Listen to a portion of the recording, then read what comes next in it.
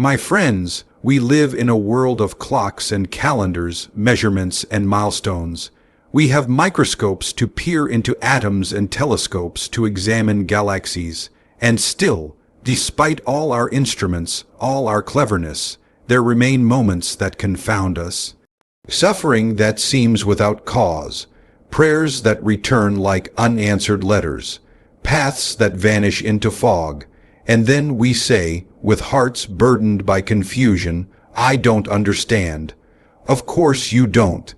Of course we don't, and perhaps that is not a failure but a beginning. The child does not grasp why the medicine stings. The puppy does not understand why the leash restrains. The man building a house may not see, in his first brick, the cathedral that is to come. But there is one who sees, the parent, the master, the architect. So why should it surprise us that the one who holds the stars in his palm might allow certain things that make no sense to us? He does not owe us the explanation before he acts, any more than an artist must first describe the painting to the canvas before the brush touches it. You may not understand, but God knows. Some of you carry wounds from choices you didn't make. Some of you pray and hear only silence. Some of you sit in dark valleys wondering why the light has not yet come. And still, I tell you, God is not absent in your unknowing. He is not cruel in his quiet. It is not the distance of God that confuses us, but the depth of him. Imagine, if you will, a great novel, one so rich, so intricate, that its meaning cannot be grasped on the first page or even the first chapter. Would it be fair to say the author has failed because the plot has not yet unfolded? Would it be right to discard the book because we cannot guess the ending? No. Indeed, the sign of a master storyteller is that he holds some truths back until just the right moment. And we are not the author. What a terrifying mercy that is, that we are not the ones tasked with orchestrating the universe, that our understanding is not the condition of God's faithfulness. We may doubt, question, even cry out in the language of the Psalms, How long, O Lord? But let us not confuse our confusion with God's absence. There is, deep in the soil of our sorrow, a quiet hope. Not that we will always understand, but that we are always known. God does not promise to explain everything. He promises to be with us in everything. And sometimes, only sometimes, he allows us, looking back, to see that what once seemed cruel was in fact kind, that what once looked senseless was part of a greater beauty still unfolding. You may not understand the why, but you are not asked to. You are asked to trust the who, not blind trust, not foolish trust, but the trust that comes from knowing that if God is who he says he is, just, good, eternal, then his ways, though often beyond us, are never against us. So when your prayers seem unanswered, remember, no true cry of the heart goes unheard. When your path seems aimless, remember, even silence can be part of the story. When your strength fails, remember, it is often at the end of ourselves that we find the beginning of grace. You may not understand, but God knows, and that is not a dismissal of your questions. It is the anchor for your soul. Hold fast. Amen. Our lack of understanding does not imply God's absence. We live in an age that prizes understanding. The modern mind is trained to demand answers, to search for clarity, to measure and dissect until nothing remains mysterious. We associate knowledge with control and comprehension with safety. When we face a problem, we want a solution. When we suffer, we want a reason. It is natural, then, that when life brings pain or confusion, we instinctively ask, why?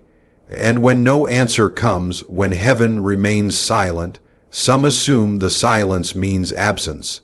If God were here, we think, surely he would explain. Surely he would make this make sense. But this assumption is not only mistaken, it is deeply dangerous. It leads us to believe that God's nearness is proved by our understanding, that his love must always come in the form of clarity. that if we do not see the meaning, there is no meaning, that if we do not feel him, he must not be there. Yet this is not the faith of those who have walked through fire and not been burned. This is not the faith of those who built altars in the wilderness, who wandered through deserts without maps, who sat in prisons and still sang. Theirs was a faith that did not demand understanding as proof of presence. Theirs was a faith that knew God could be profoundly near, even in the midst of deep confusion. There are many reasons we do not understand what God is doing. Some are philosophical, others are deeply personal. We are limited beings, finite, bounded by time and space, shaped by emotion, culture, experience. God is none of these things. He is not limited by time. He sees the end from the beginning. He is not bound by space. He inhabits all reality at once. He is not swayed by temporary pain in the same way we are, not because he does not care, but because he sees what lies beyond it. To assume that God must explain himself on our terms is to place the infinite under the jurisdiction of the finite. It is, in essence, to attempt to drag the ocean into a teacup. We forget that God's silence is not the same as his absence. A parent standing beside a child in the hospital bed may not always speak, but that does not mean the parent is not there. In fact, they are there precisely because of love, staying close when words fail. So too, God may be most present when he seems most silent. Our emotions may tell us otherwise, but emotions are not always reliable interpreters of truth. The presence of confusion is not proof of divine abandonment. On the contrary, Scripture is filled with stories of those who did not understand and yet were never alone. Joseph did not understand the betrayal of his brothers, the false accusations, the prison cell. But God was with him. Ruth did not understand why her husband died in a foreign land or why she was left with an old woman and a long journey, but God was with her. Job did not understand the loss of his children, his health, his livelihood. But God never abandoned him. These are not fairy tales designed to distract us from pain. They are reminders that we are not the first to face mystery, and we are not the first to assume wrongly that suffering must mean absence. It is possible to be held by God even when we do not feel his hands. It is possible to be guided by his will even when we do not see the path. In fact, some of the deepest work God does in us happens not in the moments of clarity, but in the shadows of uncertainty. We often want answers when what we truly need is presence, and God offers presence, not always explanation. The two are not the same, and we must not confuse them. There is also a kind of arrogance in assuming that we must always understand. It suggests that God owes us clarity, that he must submit his plans to our judgment. But the very essence of God's nature is that he is beyond us. If we could fully comprehend his thoughts, his timing, his ways, then he would be no greater than we are. A God who fits comfortably within the boundaries of human understanding is not a God worth worshiping. To say, "I do not understand," is not a failure of faith. It may, in fact, be the beginning of it. For faith does not say, "I see the path clearly." Faith says, "Even though I walk through the valley of the shadow of death, I will fear no evil, for you are with me." God's presence does not require your understanding to be real. He is not waiting for your intellect to catch up before he acts. He is not depending on your ability to grasp his plan before he fulfills it. In many ways, the demand to understand everything is a kind of idolatry. It places our reasoning faculties at the center of the universe and asks even God to answer to them, but he does not. He never has. His ways are not our ways. His thoughts are not our thoughts. And we do not need to understand his plan in order to trust his heart. So when the road bends unexpectedly, when the door slams shut without warning, when the prayer seems unanswered and the night stretches long, do not assume God has walked away. Do not measure his faithfulness by your clarity. You may not understand, that is real, but that does not mean he is not near. It does not mean he is not working. It does not mean he does not love you. Your understanding is not the condition of his presence. Your confusion is not a sign of his departure. God's knowledge is deeper than our immediate comprehension. There is a natural ache within the human heart to understand. We are creatures driven to seek patterns, to interpret cause and effect, to make meaning of the world around us. And in many ways, this pursuit is noble. It is part of what makes us human, this hunger to connect the dots, to ask why and what for. Yet there are places where even the sharpest minds falter, where no diagram can explain the ache of a loss or the weight of waiting.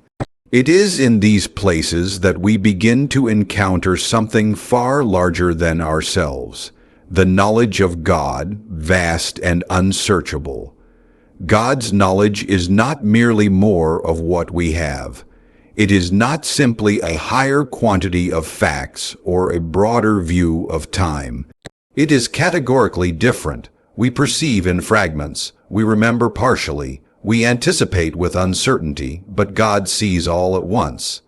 Every moment of time is equally vivid to him.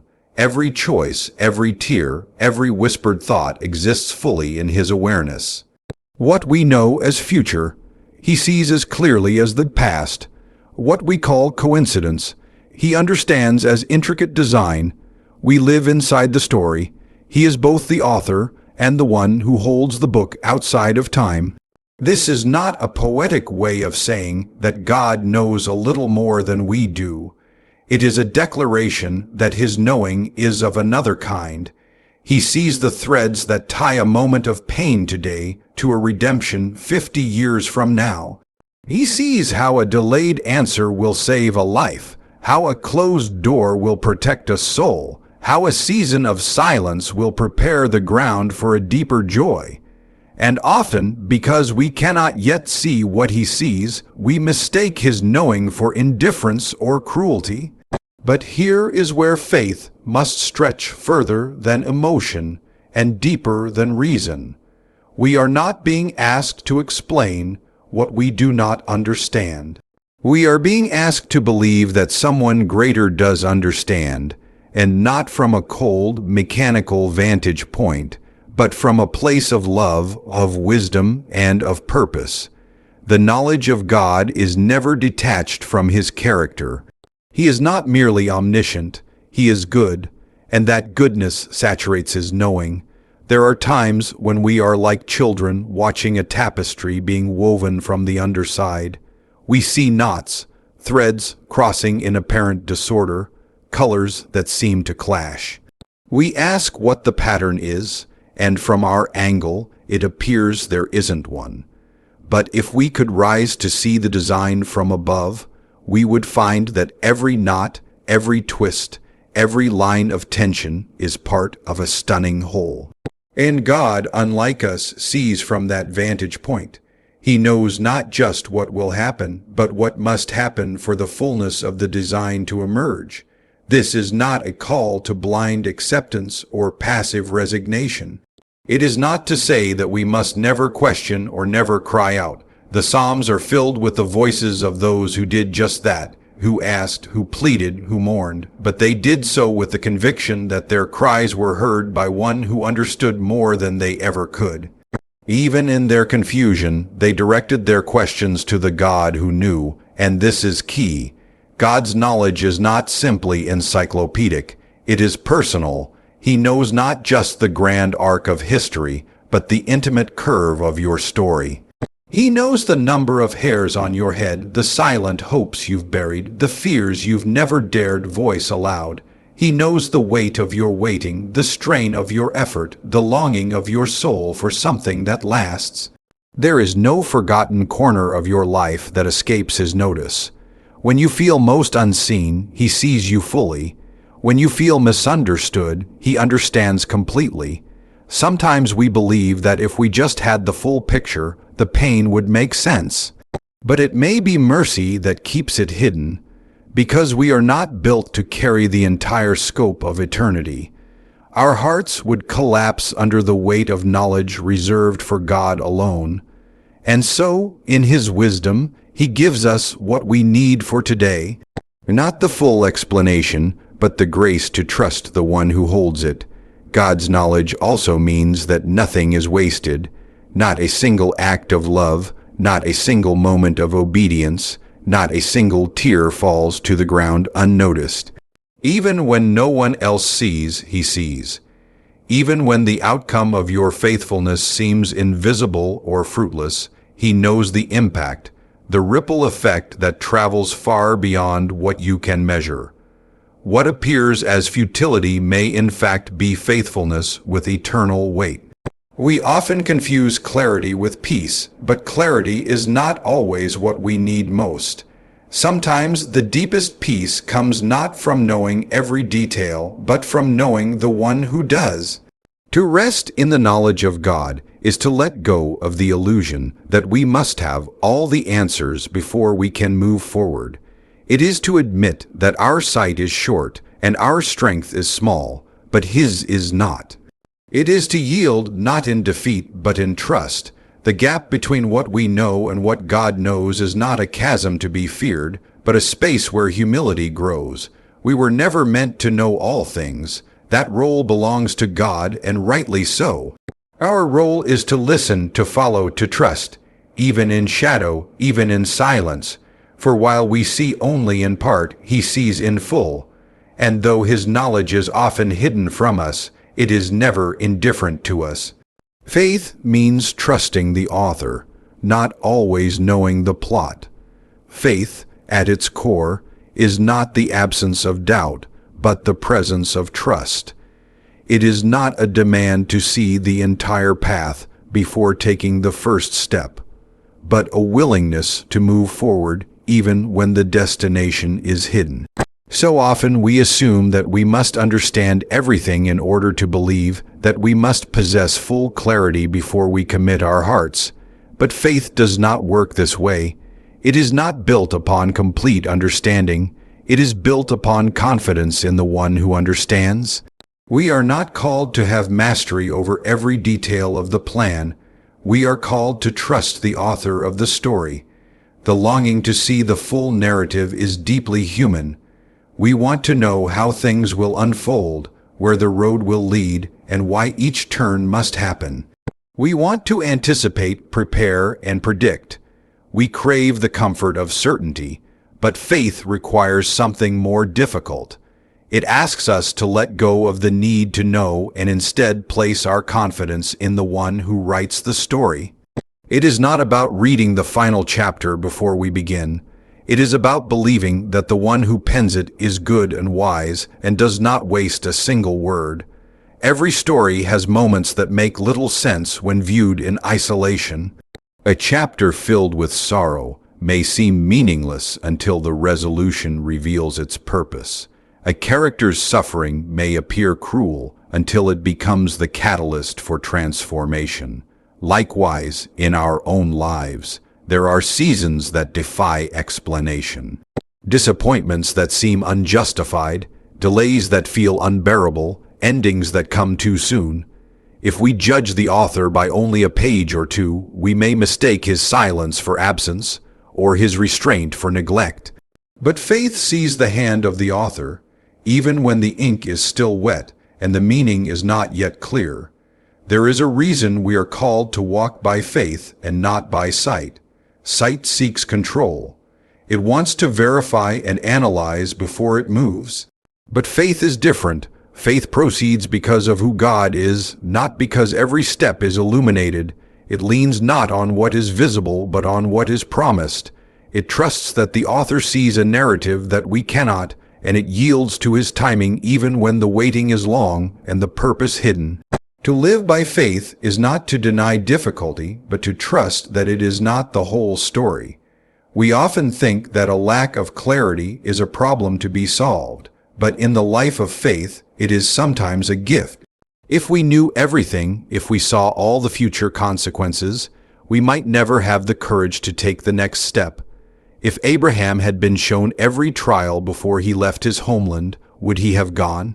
If Mary had seen the full cost of saying yes, would she have agreed? God reveals what we need when we need it. Faith means trusting that He will give us the light we require for each day, no more and no less. The author knows the structure of the story. He knows the arc, the tension, the turning points. He knows where the pain will yield beauty, where the silence will deepen strength, where the loss will plant the seed of new life. We are asked not to write it ourselves, but to surrender to His authorship. To trust the author is not a passive surrender. It is an active choice. It is to decide daily, sometimes hourly, that even though the road is unclear, the one who leads us is worthy of trust. It is to relinquish the illusion that we are in control and to rest in the knowledge that someone greater holds the pen. It is to live with humility, acknowledging that our view is partial and His is whole. When we demand to understand before we obey, we put ourselves above the author. But when we obey in trust, even without full understanding, we honor the wisdom that surpasses our own. Faith, then, is not rooted in certainty about circumstances. It is rooted in certainty about character. We may not know what the future holds, but we can know who holds the future. We may not see the outcome of our obedience, but we can trust that obedience is never wasted in the hands of God. The author does not promise that every chapter will be easy, but he does promise that every chapter will matter. There is not a single sentence of your life that he writes without intention. Sometimes we are tempted to take the pen from his hand. We think we can write a better story, one with less pain, fewer delays, more control. But when we write our own story apart from him, we find that we are poor authors. We cannot see the ripple effects of our choices, cannot anticipate the intersections of lives, cannot calculate the cost of every short cut we take. But he can, and he does. To trust the author is not to surrender reason, but to surrender pride, the belief that we are better suited to shape our story than the one who shaped us. There are moments when the plot feels broken, when the direction of the story seems to veer off course. But the best authors are not afraid of tension, they use it. The best stories include moments of darkness, not to crush the reader, but to heighten the joy of redemption. The author of our lives is not afraid of our confusion or our grief. He is not writing a shallow tale. He is writing something eternal, something that will make sense in the light of eternity, even if it does not make sense now. Faith does not demand a blueprint. It rests in the presence of the builder. It believes that the one who began the good work will complete it, even if we cannot yet see how. The story is not over. The plot is still unfolding. And though we may not understand each twist or turn, we are not lost. We are in the hands of the author, and he does not make mistakes.